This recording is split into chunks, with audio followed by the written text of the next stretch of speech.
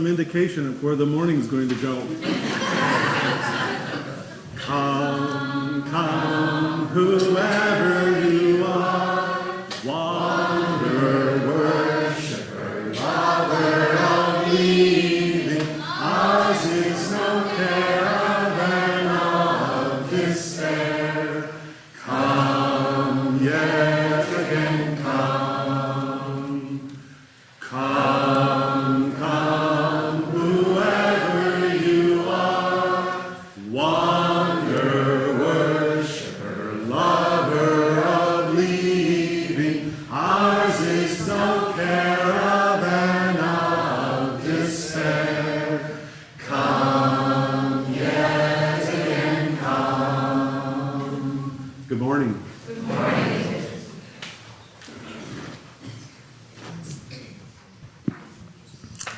Well, good morning, friends, and welcome to the First Unitarian Church of Salt Lake City. I'm so glad you're all here with us today in person and online. Hello, Zoomers. Good morning. We're so glad you're here. Thank you. Especially big welcome to guests and visitors today. After the service, please visit our welcome table right outside these doors, and we can help answer any questions or connect you with new resources. Friends, it is the end of the year, and I don't know if you've ever heard of the term Maycember. All of the parents here will understand this, that May is like December, but without cookies. So, similarly, church life here is a little bit like that. So, settle in, because I've got a messy load of announcements. So, first is joyous reminders. As we have felt their absence in worship and in our church life, Reverend Monica comes back from sabbatical on May 26th, and we're so excited. Remember, that is the Sunday after Memorial Day, so we will be flipping to our 10 a.m. services then. So that's a happy reminder. Next weekend, we have the Zabriskie Requiem. We're so excited. That will be May 11th and May 12th at 7 p.m. The May 11th service will be here at First Church. May 12th will be at Zion Evangelical Lutheran. There are flyers in the back. It is on the internet. We're so excited. Please put that in your calendar to come. Also, a little asterisk for next weekend. You may have seen big flashing signs about parking and 5th South. So next week, there is a moto, monster, cycle, super polluting cross happening. I don't really know, but all of those words were in the event description on Rice Eccles. But they took the street. And so 5th South will be closed next weekend. So to enter our parking lot, if that's where you usually enter, I'd recommend entering from, because it's going to be your only option, 13th East. And so, yep, Requiem and church. It's going to be your very obvious only option.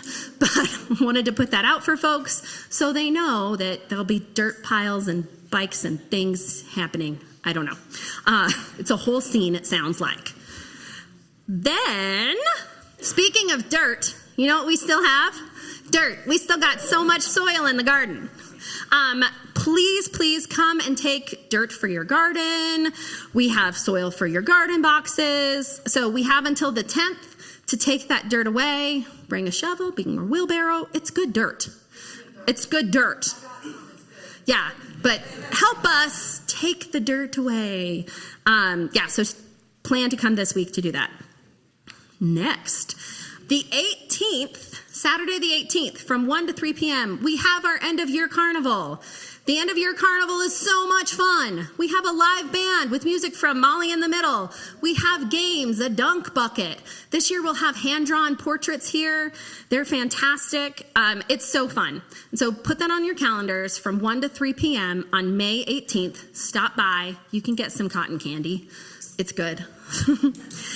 We are also looking for volunteers. So if you can help, please see Anna Fonsbeck. Anna, raise your hand. Or Jeremy Pitt. Jeremy, raise your hand. Go talk to those nice people. If you can help out for 2 hours. You all have 2 hours. Come and help us. Bring joy. And, games to our community. At 12:30 in room 201, Environmental Ministry has a postcard writing exercise for social justice and environmental ministry. That's in 201, so go up and see them. And then also at the same time, we have a budget Q&A. That's everybody's favorite thing. But it's going to be a good time. You, I'm sure, have budget questions. Jay and other knowledgeable folks have answers. They can answer your questions at 12:30 here in the sanctuary about next year's budget. There will also be another meeting on Zoom on the 15th. That information and the links for all that is in the torch. Why are we having budget meetings? Our annual meeting is coming up on the 19th. And so our congregational meeting will be May 19th at 12:30, right in these seats. So please put that on your calendars as well. I'm just telling you things to make red marks in your calendars today, friends. With that, we can light our chalice. Let's take a deep breath.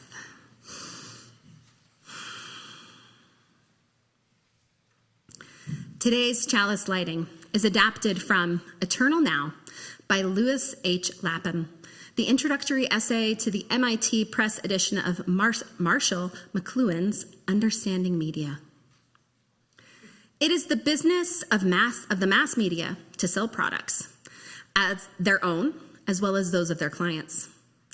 In the news media, it is bad news, reports of scandal, natural disaster, and violence that sells the good news, that is, advertisements. The bad news is the spiel that brings the suckers into the tent. The sequence of scenes on CBS or CNN teaches the American catechism.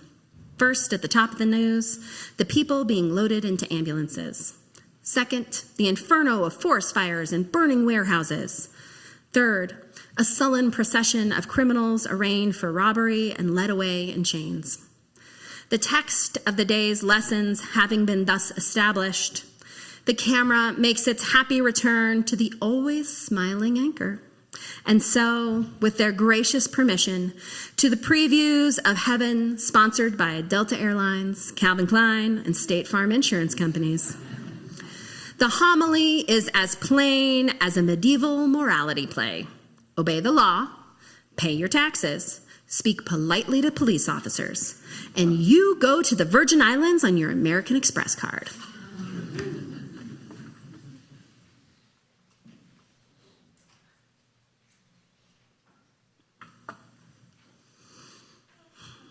Friends, please stand if you are willing and able for our first hymn, number 402. From you, I receive.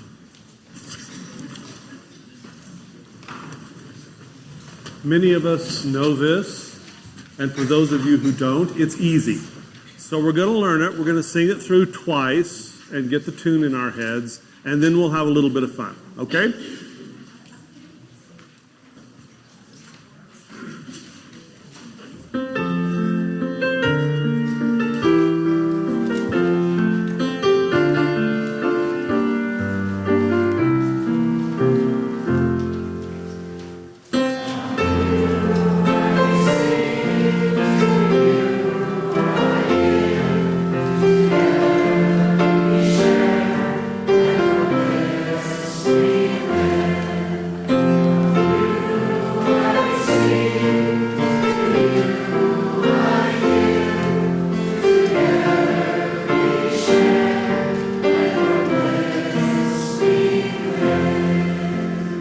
That's it. Okay, what we learned first service is my instructions were not clear. Was that the problem? Okay, so what we're going to do is we're going to now do it as a round, okay? Which means when they sing and start, nobody else sings and starts, right? Okay, so this side of the sanctuary, you're group one. You get to the end of the line, and then you keep going. And then you guys start over here, okay? Right at the beginning of the first line, right. So we start the round at the end of the first line, okay? Then, people up there, pay attention. That's right. You're number 3 with Reverend Jay and Amanda, Okay? And we'll do it 3 times. Once you've done it 3 times, stop. Once you've done it 3 times, stop. Once you've done it 3 times, stop.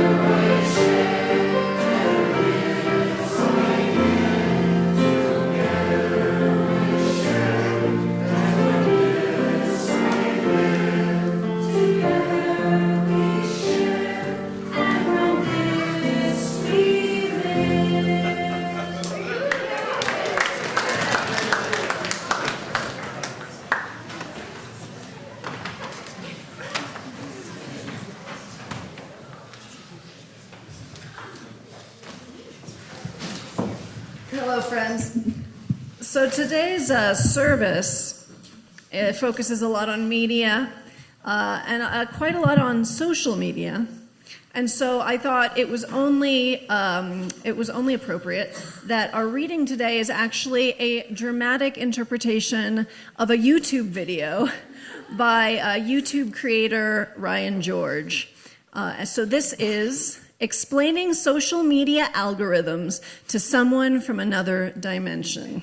Hi there. Hello. Hi there.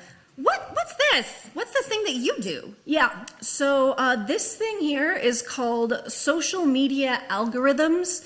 We're actually pretty proud of them in our dimension. It's on this thing called the internet. Do you guys have that in your dimension? Yeah, I think we used to have that, but people didn't like the noise that came from that little box, so it didn't catch on. Okay, so in our dimension, people didn't really mind the noise, and so the internet caught on everywhere, and now algorithms are a thing. But what is that? Like music algebra? No, it's not music algebra. It's a thing that gets to know what kind of stories that you respond to try to keep you engaged. What do you mean? Well, for example, here's a story about a puppy being raised by a cat. Do you guys have cats and dogs in your dimension? We do. That's a cute story. Yeah, so then here's another story about a guy who was walking home from work and somebody cut his ear off. What? Oh my God. Ah, okay. It seems like you really responded to that story. I mean, okay, that's good to know. It's shocking, so yeah, I reacted. Sure, yeah, okay. I'll show you more of that kind of thing. It seems like you like it. I don't think I like it. It seems like you were really into that story. Okay, so here's a story about some students that found a way to fight forest fires faster. Oh, that's nice. That sounds like an important development. And here's a story about some students that went around starting forest fires on purpose. What? Why would they do that? Okay, more interest in the second one. All right, I see a pattern emerging already. Excellent. Well, I mean, obviously the second one made me angry, so yeah, I had a bigger reaction. Well, engagement is engagement to the algorithm. You're obviously very interested. Okay, so then I would show you an ad for an addictive video game you play on the telephone. Just slide that in there. What was that? No. We get a lot of money to slip those in there. Don't worry about it. All right. Anyway, next up, we've got a story about a bunch of criminals running around the streets causing problems, and another story about a really bad guy getting out of jail early. Those both seem very negative. Can I hear more puppy stories, please? No. You had a much bigger reaction to the other stuff, so why would the algorithm keep showing you puppy stories? I mean... More about that ear-cutting story? It looks like it was done by somebody who doesn't share your beliefs. Huh. Would you look at that? Yeah, that kind of figures. Yeah. They're different from you, and they did some bad stuff. That feels good to know, doesn't it? I mean, it makes me feel a little good because I know people that are like me obviously aren't the bad guys. Yeah, and look at this. It turns out all that other bad stuff I showed you, that was done by people different from you too. Is that true? It certainly sounds true, doesn't it? So it is true. I didn't say that. I just presented it in the same way that I present everything, so it's difficult to tell fact from fiction. Okay, I see what's going on here. Oh, you do? Yeah, I do. I get it. People with different views from me are the root of all evil. Yes. That could be the conclusion that someone comes to if it drives engagement. Here's an ad for something that aligns with the beliefs you've shown. And so, yeah, that's about it. I'd say that the algorithm has you engaged and you are hooked now. How do you feel? I feel angry and scared and like my thoughts are the only right ones. Yeah. Well, maybe it would help to engage with other like-minded individuals that have been exclusively exposed to the same content as you. That does sound pretty good. I got a lot of pent-up frustration now. I bet. So why don't you head over there to that echo chamber? Sounds great. Yeah, it gets pretty radical over there. So have fun. Bye. Bye. Scene.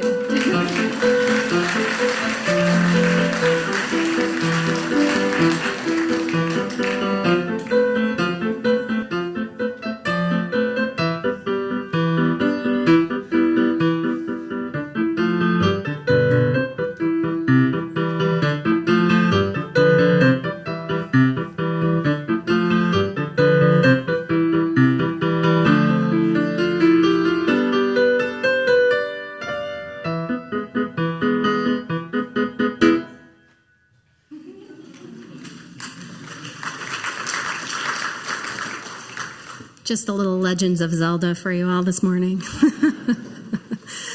Friends, this morning is our Share the Plate offering, but you know what I have to do first that I forgot is our song. So let's do our song, friends. Oh, we give thanks, for this precious day,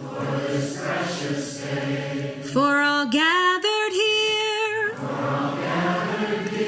and those far away, for these times we share,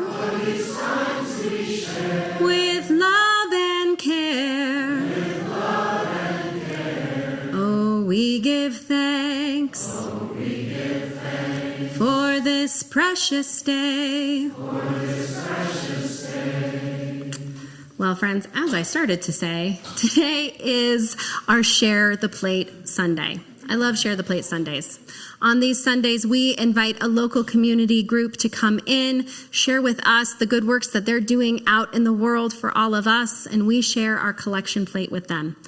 Today, I'm excited to introduce Carmen ValDez from Heal, Utah. Heal, Utah has been at the forefront of environmental advocacy for the past 25 years in the state of Utah. They advocate for clean air, energy, and climate policy. Thank you, Carmen, for being here today.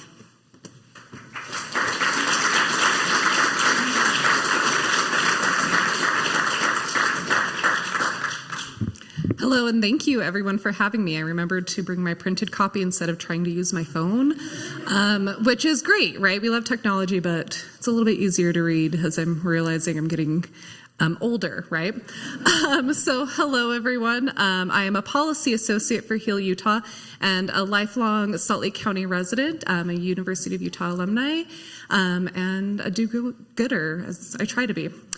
So if you don't know who we are, the Healthy Environment Alliance of Utah, or Heal Utah, has been protecting communities, as mentioned, for 25 years this year. The mission of Heal Utah is to protect Utah's environment and its people by promoting clean air, clean energy, and comprehensive solutions to radioactive and toxic wastes that come into our communities. We started out in Grantsville and Tooele in 1999, where we originated as the Families Against Incinerator Risk. Since then, we have led from our grassroots as we work to build to protect Utah's communities from air pollution and radioactive and toxic waste, while building climate resilience, health equity, and an inclusive clean energy future. These primary goals guide our whole range of programs, from bringing Utah communities renewable energy, which some of you may be a part of, as well as to advocating for the cleanup of uranium mines in our Southwest and throughout tribal lands.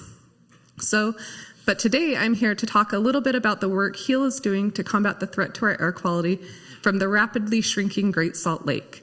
As I'm sure you've heard, we are concerned about the drying of the lake because as the lake bed dries, it exposes centuries of accumulated hazardous materials that, when airborne, contribute to air quality issues, especially in our overburdened areas.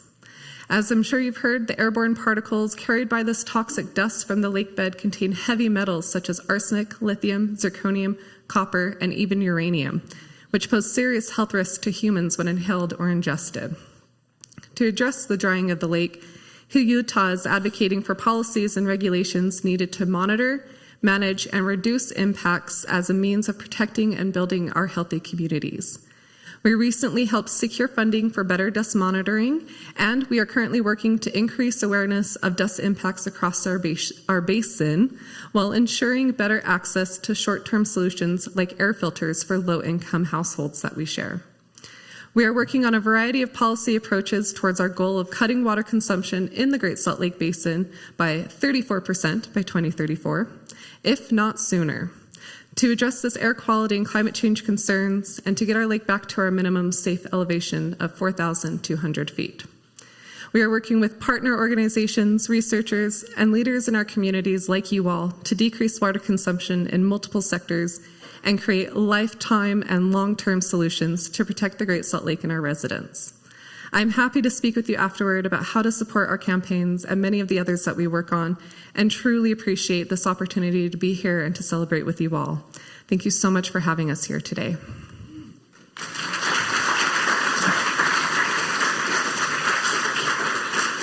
And with that, the offering is gratefully received.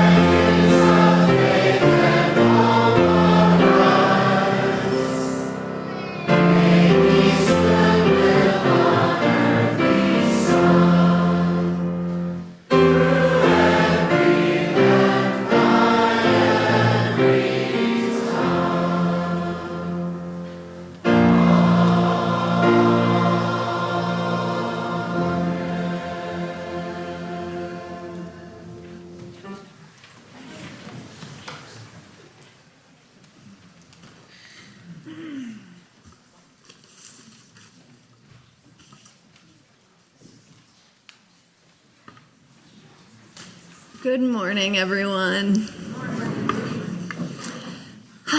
So, we are all creatures of media. And what I mean by that is that none of us would be who we are without the media that we were raised with and that continues to influence us. So in a way, it's a hard thing to think about or even talk about because it's a bit like a fish trying to talk about water, right? Like, it's always around us. It's always been around us. We might think that it's just everything that is, but it's not. So our Chalice Lighting today was from an introduction to one of Marshall McLuhan's most famous works, Understanding Media. How many have read a Marshall McLuhan work before? Excellent. Of course, Karen. So he is a classic he's a classic author from the mid-20th century. The Gutenberg Galaxy and Understanding Media are his two biggest hits. I personally think the Gutenberg Galaxy is better. That's my controversial opinion. Talk to me after if you have a problem with it. But both of them blew my mind when I was younger. And some of it, to be fair, in 2021 does seem laughably wide-eyed. In the mid-20th century, McLewin pictured a sort of Edenic utopia arising from what he called new media, which for him was television and radio. He thought that the age of the printing press had made Western minds particularly linear and individualistic, which actually it totally did. Right. Reading a book, for instance, the Bible alone in a quiet room, lends itself to a far different experience and understanding of the content than listening to the same content with a group of others. Right? One is more likely to think that one's own interpretation of the content is the most important thing, rather than whatever the group thinks of it, or is told to think about by or is told to think about it by the person reciting it, for instance. So the printing press was probably the main cause of the Protestant Reformation and the individualistic nightmare train that we Americans seem dead set on just riding out to the end, but I'm digressing a little bit here. So back to Marshall McLuhan. He was writing in the mid-20th century, and he thought that the rise of what he calls oral media, like AURAL, like sound media, and what he meant by that was TV and radio, since both of them kind of novelly had sound as a part of them, as opposed to being simply written. He thought that this would somehow break us free from all of that, because it would like make us be more like the cavemen or something. Like some of it doesn't age well, but this didn't happen, right? We were not like broken free of, the nightmare of individualism by television and radio, at least not in the way he thought. But what I find most valuable about McLuhan's work is the insight that the way we receive information is itself part of the information. And the media by which we receive the information becomes part of our consciousness and part of our understanding of reality. That is, we create technology, and technology in turn creates us. So media changes us. It alters the way we experience the world, and therefore alters our sense of reality. And I would have denied this when I was very young. I came of age at the same time as Mark Zuckerberg. I think he's maybe a year younger than I am. And I had Facebook back when it was only for college kids and only at certain colleges. Yes, I see you. So I remember when social media seemed transgressive and egalitarian and cool. In the aughts, the 2000s, social media was sold to us young people as a way to opt out of the mainstream media of capitalism. It was free, at least to anyone with an internet connection, and at the time it wasn't even clear how anyone could make money out of it. I thought maybe it could give voice to those who had been blocked by the gatekeepers of mainstream society. And this was a popular narrative at the time, and for a while that was how it felt. But that is not how it feels now. I think there was a time in my late 20s, early 30s, when I was actually addicted to social media. Not in a chemical sense, but in a behavioral sense. That feedback loop of posting, of likes and validation lifted me for brief moments at a time during a season of life when I was feeling lonely and powerless. But soon I found myself relying on that lift. I spent hours a day on social media, and even when I wasn't on it, I was thinking about it. What was going on my feed or on my page? I should check my phone to see if somebody said something to me or about me, to see how many likes my recent post had gotten. In Jonathan Haidt's new book, The Anxious Generation, he explains that this response, this checking response, was by design. Social media, beginning with Facebook and then continuing with Twitter and Snapchat and TikTok and probably whatever thing is going to come next, employ what's called a variable reward schedule, which is the most surefire way to get mammals addicted to a behavior. So here's an example. If a rat pushes on a lever and gets a reward, like a treat or something, every third time. So there's like a regular schedule of getting the reward. But then the reward suddenly stops. It will stop pushing the lever pretty quickly. It will realize that no more rewards are coming because the schedule had been regular. But if a rat gets a reward, like a treat, at a random interval every time, so like it pushes it twice, then gets a treat, and then it pushes it once and gets a treat, and then it pushes it 6 times and gets 2 treats, and then 3 more times, so it's totally random, and then you stop all treats altogether, it will keep pushing the lever until it drops. And similarly, if I reach for my phone to check my social media accounts, I may get that treat. I may get a dopamine hit if someone has liked a post or said something nice to me. But I might not get that treat if no one has engaged or if someone has said something unkind, which happens quite a bit on the internet. But that reward schedule is totally random. There's no way to know when I check if I'm going to get it or not, but I might. And it feels so good when it happens. So I keep checking. I may get that dopamine hit. I may get that every time.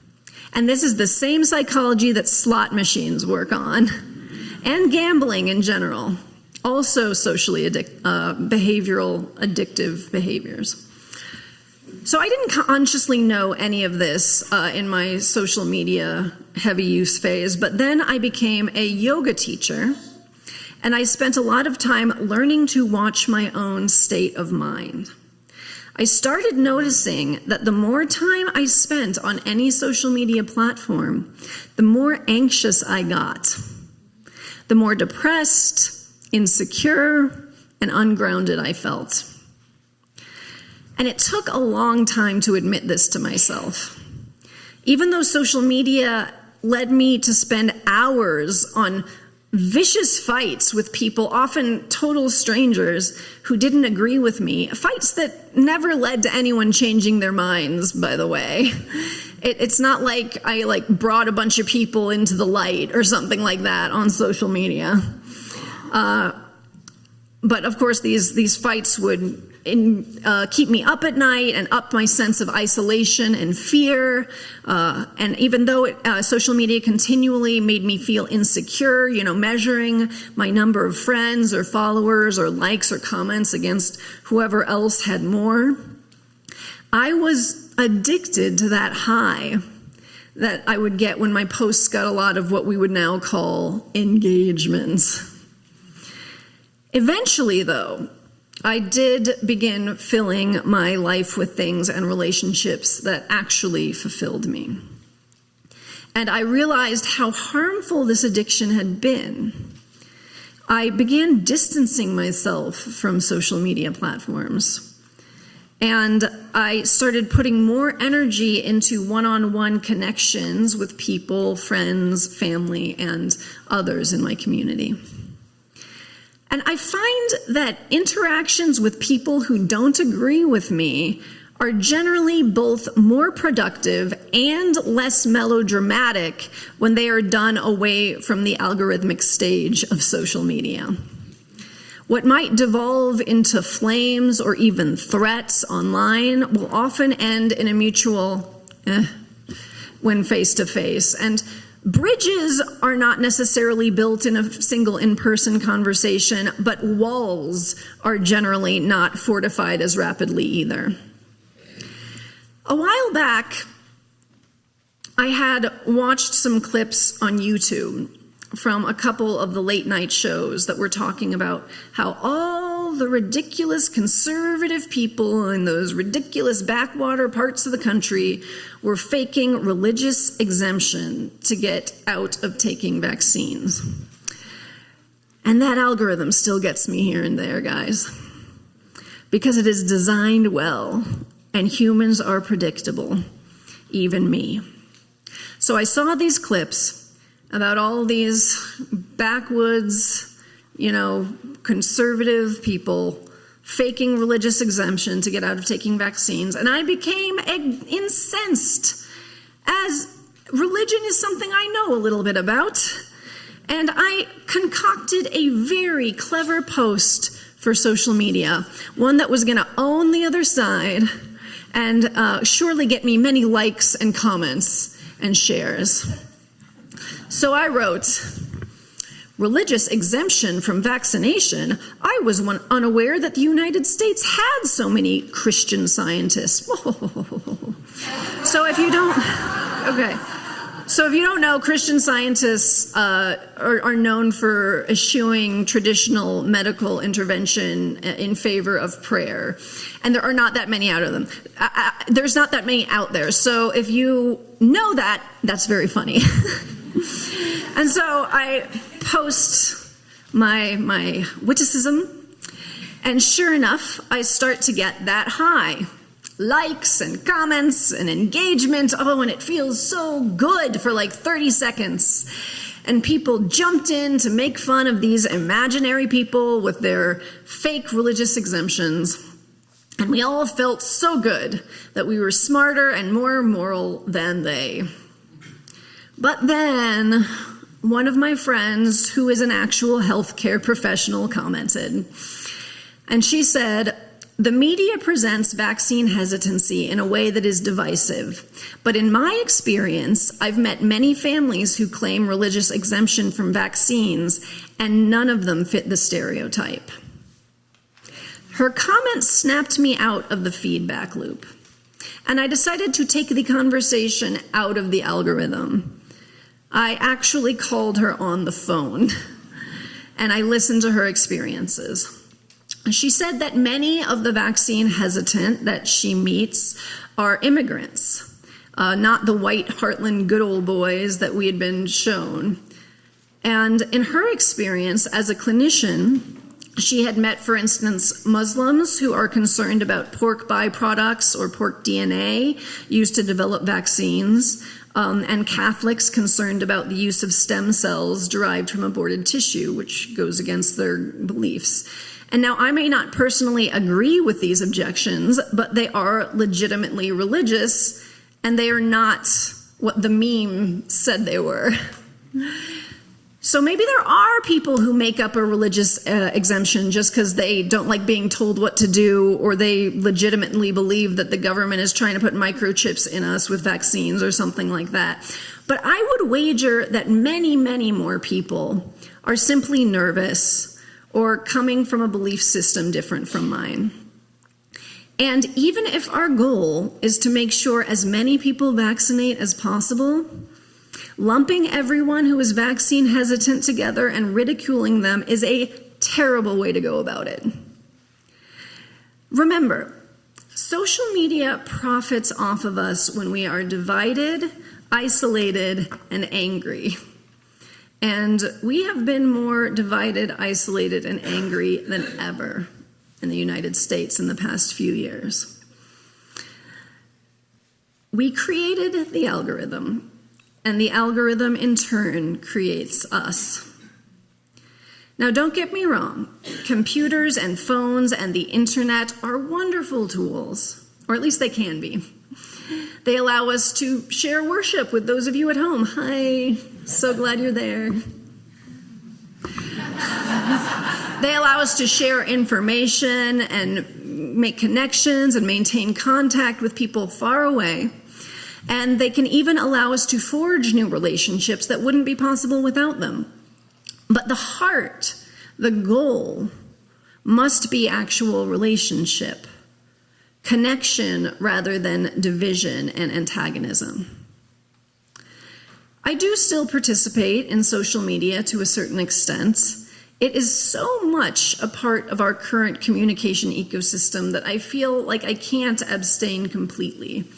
And I am also legitimately grateful to be able to keep in touch with friends across the country and the world, and even to communicate with people with similar interests who I may not ever meet in person. But I do try so hard not to participate in a divisive, antagonistic way. This results in many fewer likes and shares than I used to get. But, to paraphrase, what good would it do me if I gained a whole world of followers and lost my own soul? My friends, we must not let ourselves become the algorithm. We must remember that the media, both mainstream and social media, is making money off of us. A lot of money. Even the media we agree with, especially the media we agree with. And whenever money is being made, we must watch ourselves for our tendency to dehumanize others and to lump people together, to cut off our empathy. I urge us all moving forward to remember this. I urge us to interrupt our own algorithmic thinking. I urge us to remind ourselves again and again that what we see is not the whole story.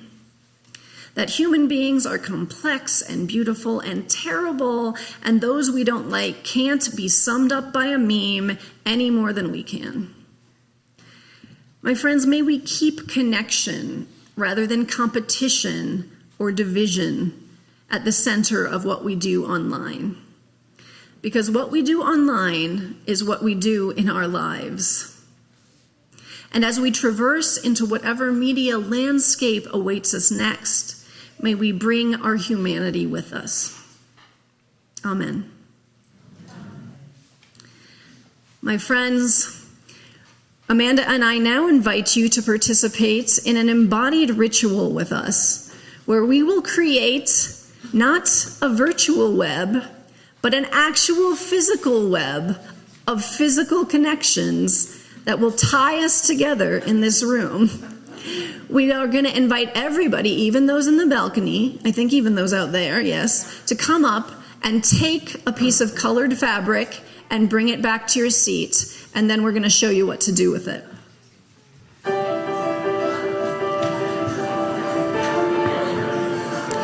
If you would like me to bring you a piece of fabric, just wave and I will do it.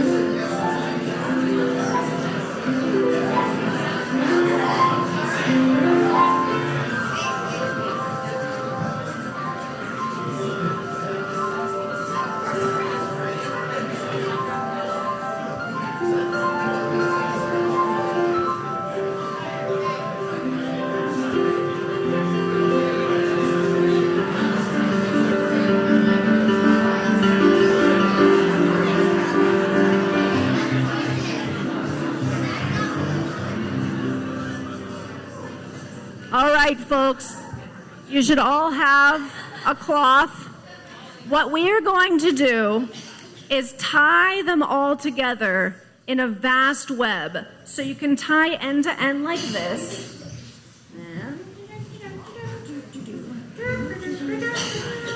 Right. And this is hard to see because it's the same color. But you know, most of you know how to tie a knot. But you don't have that. We're not going for a long line. We're actually going for a web. So then some of you can take yours and tie your row to the row in front of you. And just saying, if those of you in the balcony wanted to make a long line and hang it down and connect the balcony to the main floor, that could be cool too. And across the aisle. So go for it. Make a web of human connection.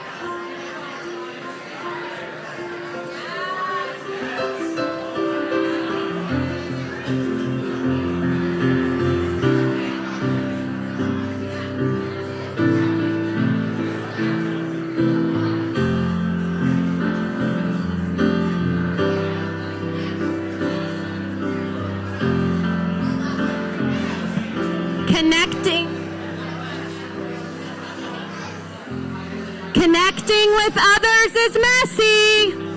It's okay. Sometimes it's awkward.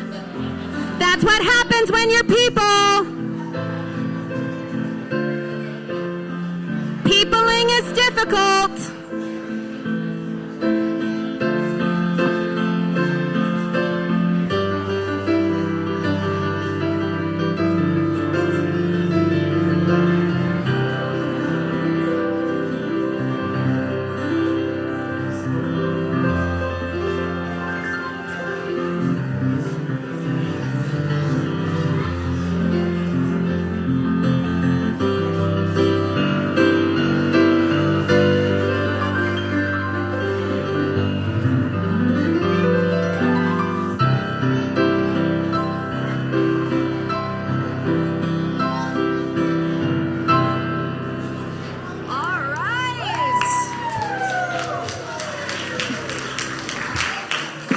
This beautiful, colorful web of connections.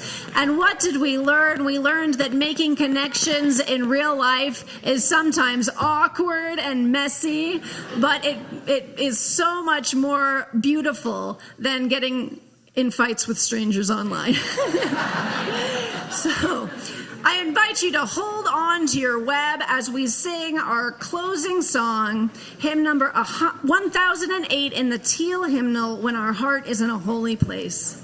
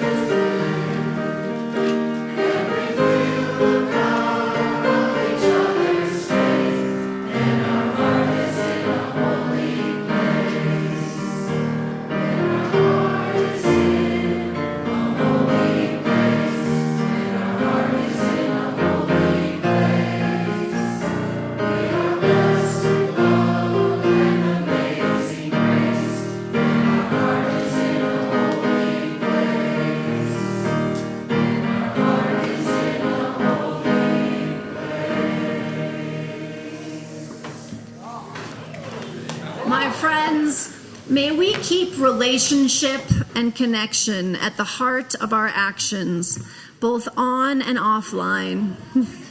May we break free from the algorithms and look for the humanity in ourselves and others. May we traverse the world, both virtual and physical, with kindness, humility, and love. May it be so.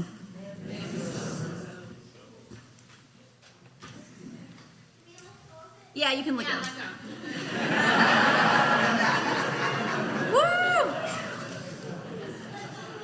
While we play the postlude, why don't we all pass the wonderful web forward? Let them drop it first. Let the balcony drop it first. We don't want to pull any children down from the balcony, please. Excellent. All right, pass it forward.